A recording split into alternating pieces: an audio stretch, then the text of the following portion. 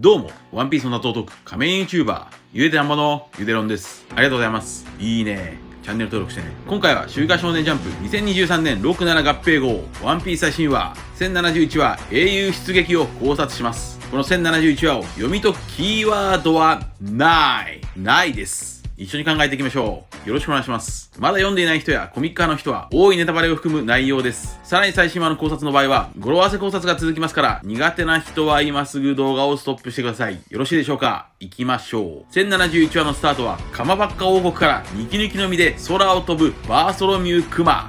しかしクマはレッドラインの壁に直撃。マリージョアの真下レッドポートに着地しました。これは一体どういうことでしょうか。クマの目的地はマリージョアだったのか。サボたちが命がけで助けてくれたのに再びマリージョアに戻るというのか。そうではないでしょう。これはおそらくクマは移動に失敗したのではないでしょうか。通常ニキニキの実で飛ばされると着地点にはクマの肉球の跡が残りダメージはない。しかしレッドラインに激突したクマはダメージがありそうです。つまりクマは移動に失敗したのか。なぜなら1071話の話数の語呂合わせ一つ目は deny とは英語で拒絶するという意味です。さらにもう一つ1071話の話数の語呂合わせ二つ目は入れないでしょう。これは2週間前に語呂合わせのみ予想できました。この1071話の語呂合わせは拒絶 deny と入れない、この2つが1071話全体にかかっていますから、クマはおそらく新世界に入れない。エッグヘッドに向かう途中でレッドラインに直撃してしまい移動に失敗したと考えます。移動に失敗したクマはこの後どうするのでしょうか。再びエッグヘッドに向けて移動を再開するのか、それともレッドポートで誰かと遭遇するのか。場面は変わってエッグヘッドラボに攻め込むルッチたち CP0。 ルッチはサニー号は破壊して構わないと言います。ルッチは海軍の到着を待たずにルフィと戦うようです。なぜならルッチはルフィを4校とは認めない。拒絶 deny。 そして海軍の到着も待てない。これが1071話の話数の語呂合わせ3つ目。0を前につけて待てないでしょう。一方これを迎え撃つベガバンク釈迦は全ての港が封鎖され巨大ロボットも島内でしか飛行できないと言います。これが1071話の話数の語呂合わせ4つ目。島内でしょう。そしてベガバンク曰く戦いは避けられないと言い、好戦的なリリースと冷静な釈迦が揉めています。そんなベガバンク本体はやられた戦闘丸を気遣うと、ピタゴラスはなんと島内にはもう一人ベガバンクの味方になりそうな人物がいるという。しかしベガバンクの味方をすればその人物の居場所はない。そんな心配をよそにベガバンクはすでに命乞い。私の大ピンチを救ってくれさ。謎の人物に助っ人をお願いしました。これが1071話の話数の語呂合わせ5つ目。ピンチヒットでしょう。奈良は中国語で地位なので地と読みます。ピンチヒット、つまりは代役という意味です。ベガバンクたちを逃すためにルッチたちを代わりに食い止める謎の代役。この謎の代役は誰でしょうか。エッグヘッド編はパンクハザード編と表裏一体です。そしてエジソンの言い回し的に謎の代役はベガバンクに味方すると立場を追われてしまう。つまり政府や海軍の人物でしょうか。またルッチを足止めするルフィの代役ですから、ある程度の実力者でないと代役は務まらないでしょう。そのように考えると謎の人物の候補は2人。海軍スモーカーまたは海軍ドレークでしょうか。まずはスモーカーのパターンを考えましょう。パンクハザード編では海軍の裏切り者ベルゴが登場しました。こことつながるならエッグヘッド編では逆にスモーカーが政府を裏切るのか。そしてスモーカーの異名は白陵のスモーカー、白のイメージですから真っ白なルフィの代役にぴったりです。またスモーカーは野犬とも呼ばれていました。ルッチが黒猫ならスモーカーは白犬となり、犬と猫の戦いが成立しますし、白い雲の上のエッグヘッドに黙々の実のスモーカーが隠れていたという設定も面白いです。ただし謎の人物がスモーカーだとするといくつかの疑問点があります。まずベガバンクの要請に対して謎の人物はもちろんです命令を待っていましたと話していますが、この言い方はスモーカーらしくありません。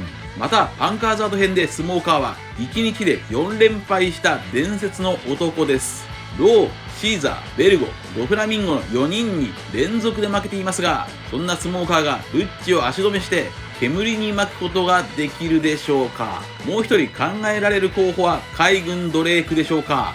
ドレークはすでに1042話で GP0 と敵対していますし、ドレークはソードの隊長、つまり剣であり、ルッチはサイファーポール、イージスゼロ。イージスとは盾ですから、剣 VS 盾の対決となります。さらにドレークは竜々の実の恐竜、エッグヘッド編と表裏一体のパンクハザード編では竜が2匹登場していました。すでにエッグヘッド編では宇宙怪獣が登場していますから、もう1匹竜が登場しても不思議ではありません。さらにドレークはワノ国編でルフィを希望だと認識してすでに手を組んでいました。また104巻で明かされたドレークの趣味は天体物理学です。そしてベガパンクが助けを求めたセリフは救ってクエーサー。クエーサーとは宇宙の天体のことですから、ミスリードを仕掛けていないなら伏線要素はあります。そんなドレークの異名は赤旗のドレーク。赤旗とは一般的に革命思想のシンボルです。ベガパンクは革命軍と繋がっていた男でした。さらにドレークが持つ武器にも注目しましょう。ドレークの武器は剣とメイスのような斧の2つです。一方戦闘丸の武器もマサカリ、つまり斧です。戦闘丸のモデルはマサカリ担いだ金太郎、つまりは斧を担いだ戦闘丸。斧とはオーノーベガパンク。オーノーベガパンクを担いだ戦闘丸とドレーク。剣はソード隊長を表し、斧はオーノーベガパンクを表す。そんなくだらないダジャレも成立しています。以上のことから謎の人物の正体はスモーカーまたはドレークだと考えられ、どちらかに絞るなら本当は絞りきれませんがドレークでしょうか。本編の考察に戻りましょう。ベガパンクはやはり7人全員でサニー号に乗るようです。一方ボニーはそのベガパンクを問い詰めるために激走中。そんなボニーにルフィは待て待て待てと言います。これも語呂合わせ待てないでしょう。待てないボニーはよくも虫をと虫の恨みも追加されベガパンクを探していますが、この違和感がある虫のセリフに注目です。1071話はいつものように類似話数71話とつながるでしょう。71話ではベガパンクと同じようにさっさと船に乗って村を出ていきたいウソップ。さらにウソップは波に騙されて激怒してもう無視無視無視と言っています。つまり波を無視すると怒っています。71話の怒りの無視、1071話の怒りの無視です。ここで突然ブザーが鳴りました。それはラボの迎撃システムが突然解除されたようです。これはルッチたちにはまたとないチャンス。なぜ迎撃システムが解除されたのか。コントロールルームに人影はない。人影がないならそれはおそらくカリブーの仕業でしょうか。政府の島エッグヘッドに連れて行かれてゾロに降りろと投げ出されたカリブーが麦わらの一味を逆恨みして嫌がらせをしている可能性。このチャンスに侵入してくるルッチ各シトゥーシー。各はここで早速サニー号を破壊しようとしますが、これにゾロが反応して各を拒絶ディナイ。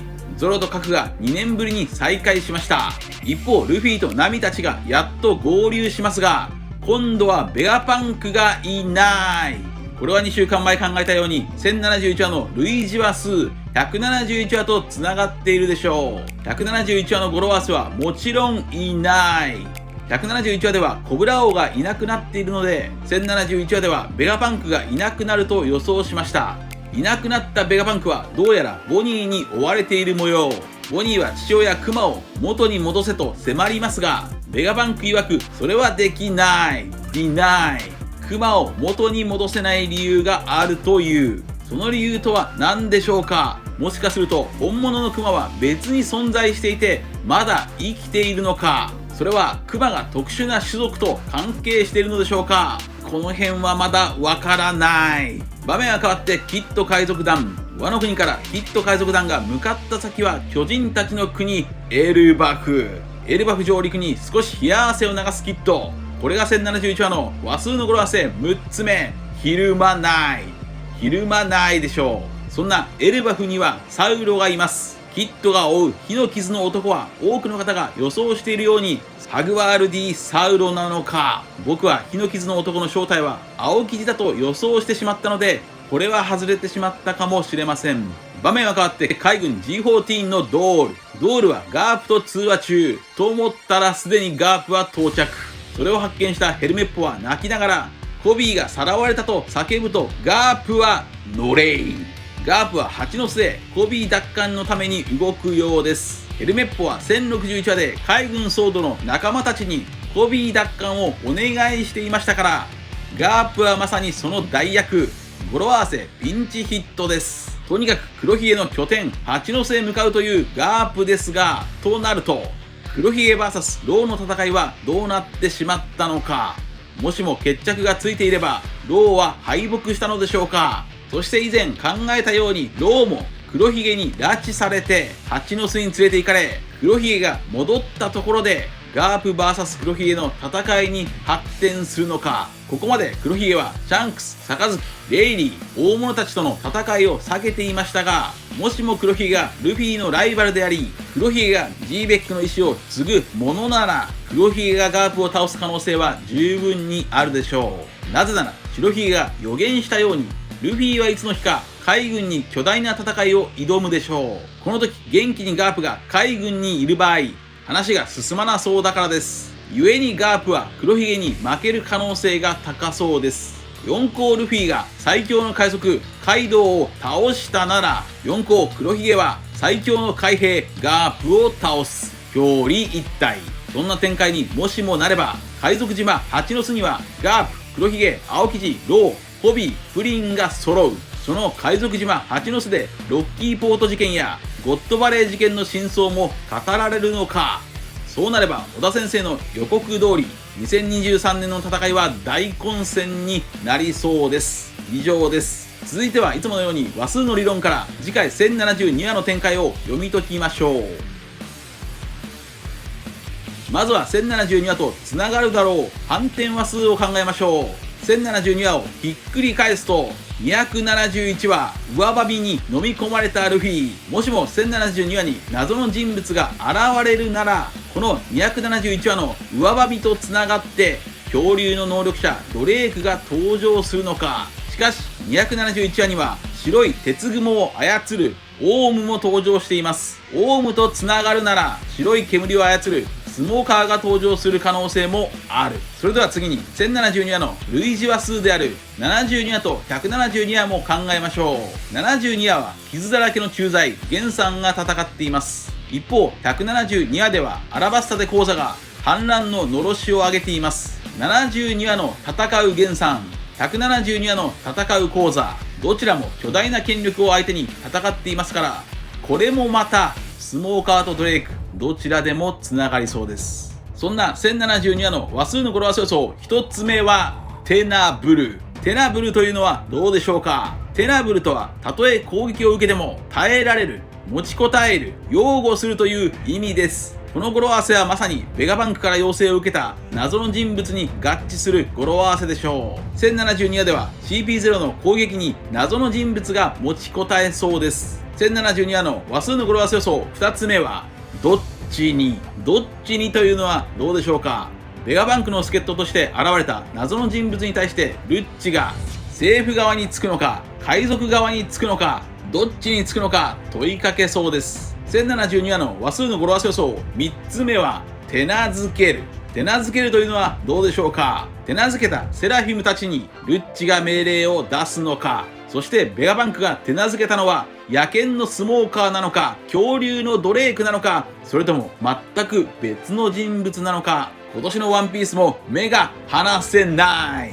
以上です。皆さんはどう思われましたか。ご意見や考察してほしいなどがあればコメント欄までよろしくお願いします。ありがとうございました。チャンネル登録やコメントよろしくお願いします。